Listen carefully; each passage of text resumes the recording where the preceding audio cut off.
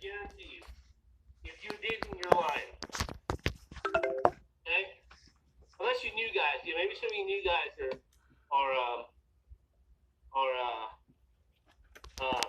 do that. Okay, page 140.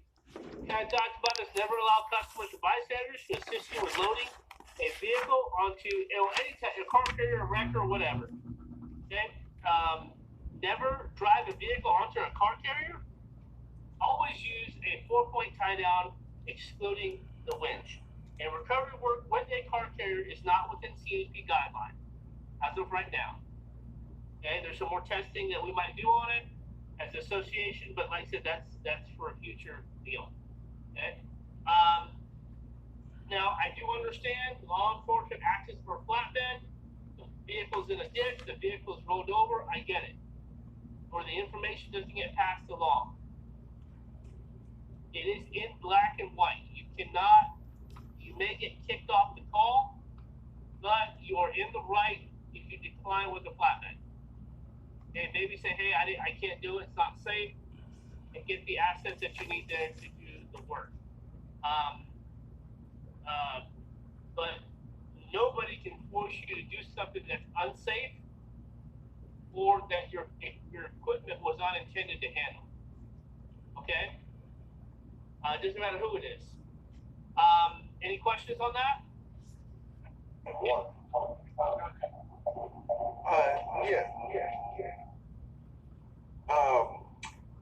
With the on the straps here, can you use a axle strap to go into the rim? Is that still legal? Tie down? You can. Only problem is depending on how the rim, the spokes are spaced. You have to have it perfectly in line with the key slot. The angle has to be correct. There's a lot of factors that could go wrong. You're better off just using an 8-point tie down personally. If you can't hook to, I wouldn't go through the rim because of some finishes, as well as the angle. It has to be a perfect angle, and if that time it rotates, it's loose enough. Okay, so that on page 140, little picture there, that's I know. correct way back down. Some of these pictures are a little outdated. So I personally will not do that one that goes to the rim. I won't do it. That's what we couldn't get a ticket for, though. No, probably not. I mean, I don't think you'll get a ticket for it, but I probably guarantee you that it will probably loosen up on you. And if it loosens up on you, then you'll probably get a ticket for it. Okay? Loading eye bolts. Well, first let me tell you another quick little story here. I had a truck company was transporting a box truck on a car carrier. Okay, and he's about 17 feet tall. 17 feet tall. He hits a 15-foot overpass. Okay, the truck rolls over underneath the overpass. This guy knew that he was hauling heavy, so he chained the living crap out of it. The box truck was not sitting on the ground. The box truck is that much off the ground, front to back. Okay?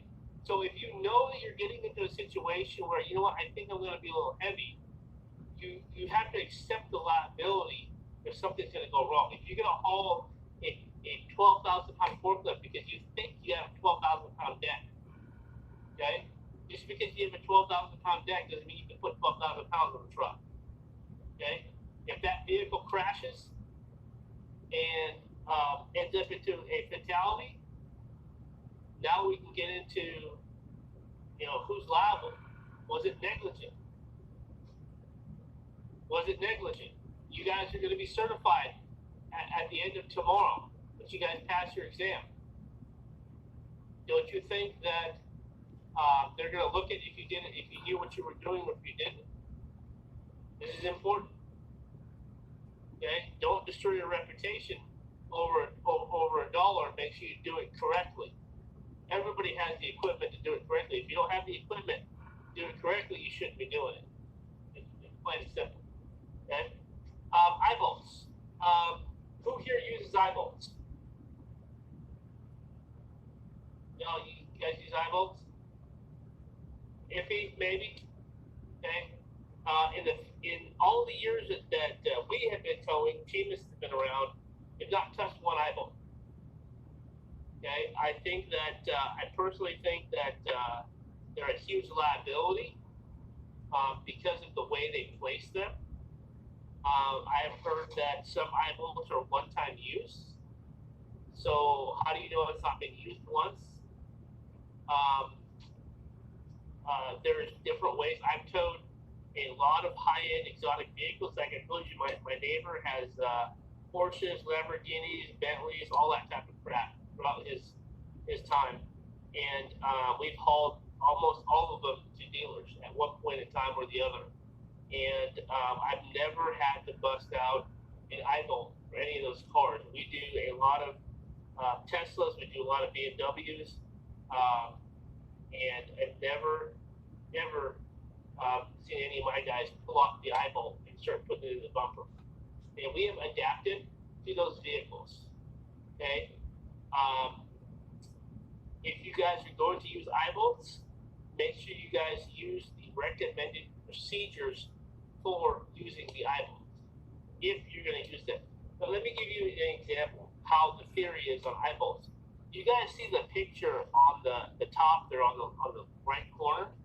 The black car with the little yellow strap. You guys ever see that? So that was manufactured by a towing company manufacturer. They manufacture straps and accessories. They manufactured a universal eye bolt. Fits everything. Okay? But here's the problem. You know what the yellow strap is for? The yellow strap is hooked up to the suspension on the bottom of the vehicle. And that's so just in case the eye bolt breaks, the strap's going to catch it. Okay?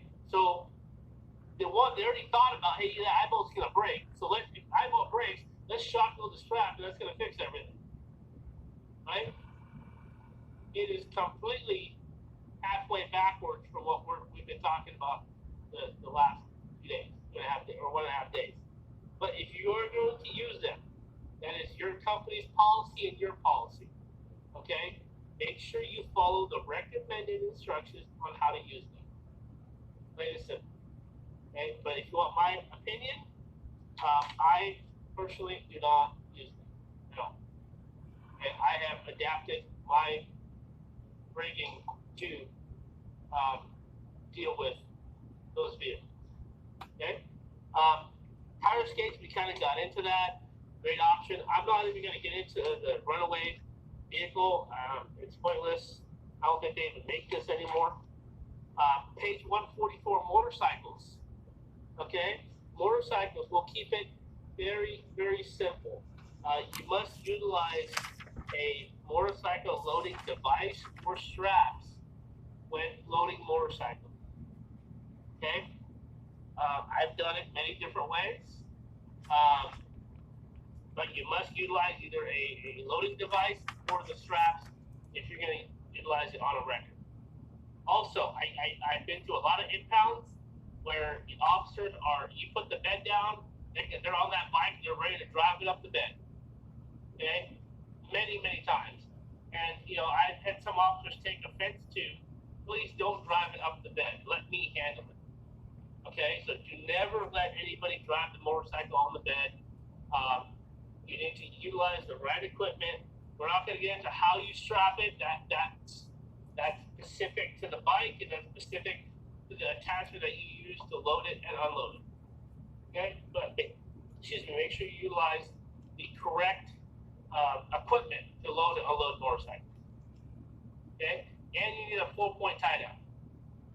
Okay? If you're going to put it on the carrier.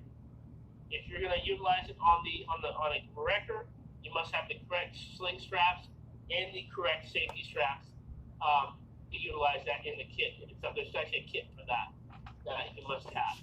Okay. Service calls. A lot of us do service calls. The biggest thing with all service calls is having the correct PPEs. And does everyone know what PPE stands for?